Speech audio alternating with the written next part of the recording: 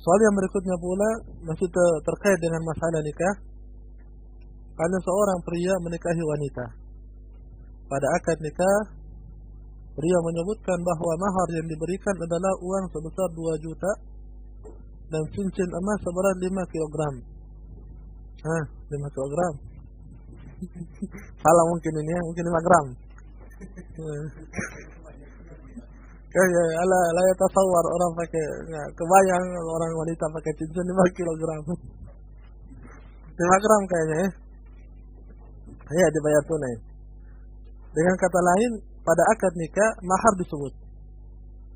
Ya, sehari kemudian sang wanita baru mengetahui bahwa mahar yang diberikan ternyata hanya berupa uang sebesar 1 juta dan cincin yang ada pun ternyata cincin milik kakak sang pria yang dipinjamnya untuk mahar. Masya Allah. Dan pada hari itu pula sang pria meminta kembali cincin itu dari si wanita, serta si pria mengatakan bahwa akan segera membayar kekurangan mahar dan mengganti cincinnya. Pria melakukan hal itu dikarenakan sangat terpaksa.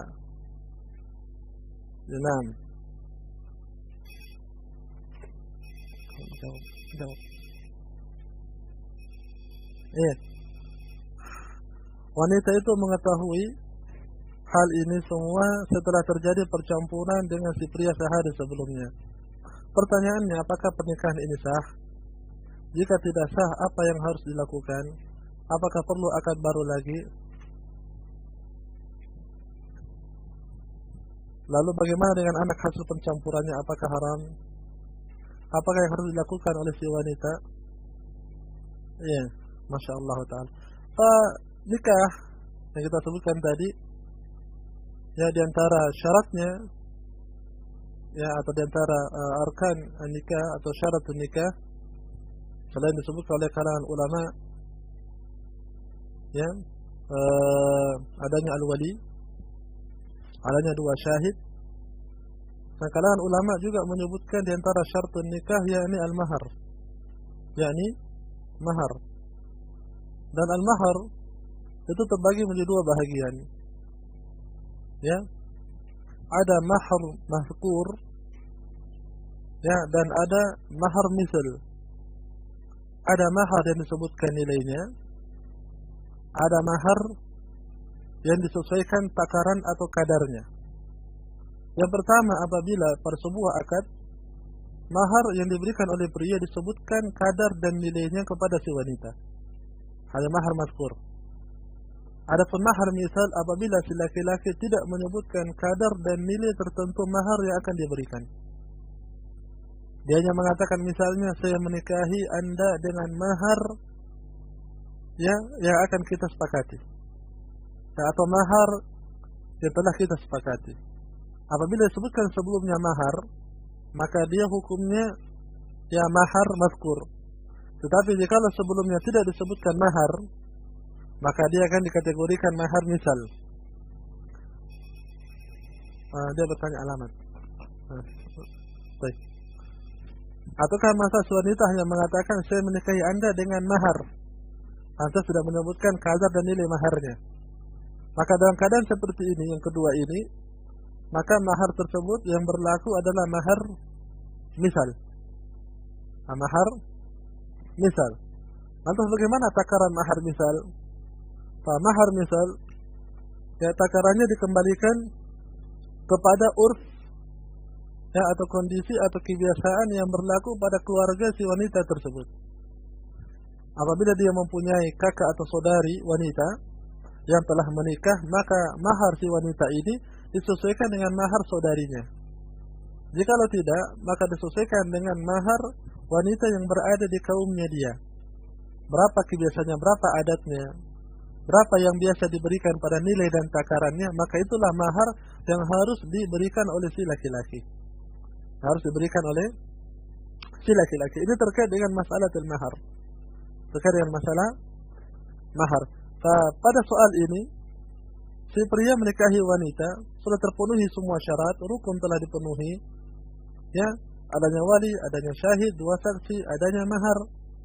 Maka soal apakah pernikahan ini sah, Tapi jawabannya jelas.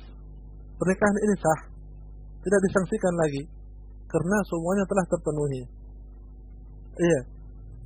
Dan bagaimana dengan anak hasil pencampurannya? Kalau nikahnya nikah sah, maka anaknya juga bukanlah anak zina, dia anak firash, atau anak hasil pernikahan yang sahih. Terus apa yang harus dilakukan oleh si wanita? Tidak ada.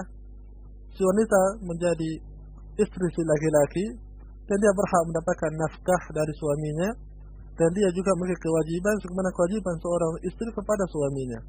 Namun sekarang hal yang mengganjal pada soal ini, yakni perilaku si laki-laki tatkala menikahi si wanita.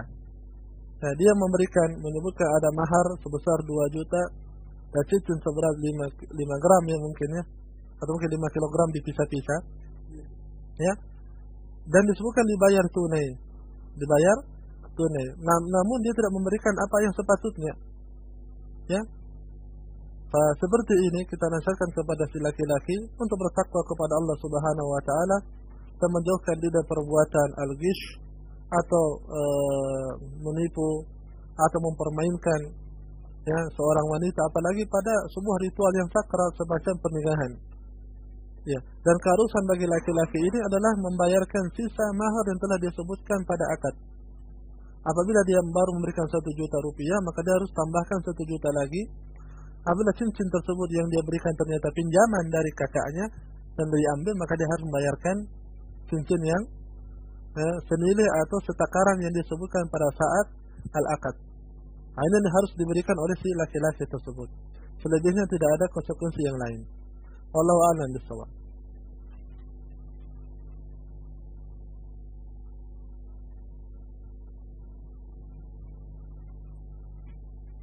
Itu yang terkait dengan masalah salat. Ya, dengan masalah salat. Jika seorang salat dan dia satu-satunya makmum, maka posisi berdiri apakah harus dekat sekali dengan imam, ataukah seperti biasa, yakni berada di sebelah kanan imam dan berjarak 1 lembar tikar salat. Yang sahih dia duduk posisi makmum apabila dia hanya berdua dengan imam. Apabila makmum ini laki-laki, maka dia berada tepat di samping imam, di sebelah kanan imam. Apabila dia wanita, maka dia berada di belakang ya imam. Kemana Nabi sallallahu alaihi wasallam salat bersama Ummu Salamah dan Anas. Beliau meletakkan Ummu Salamah di belakang saf dan Anas berada tepat di samping Nabi sallallahu alaihi wasallam. Ada hadis sahih. Iya. Nah.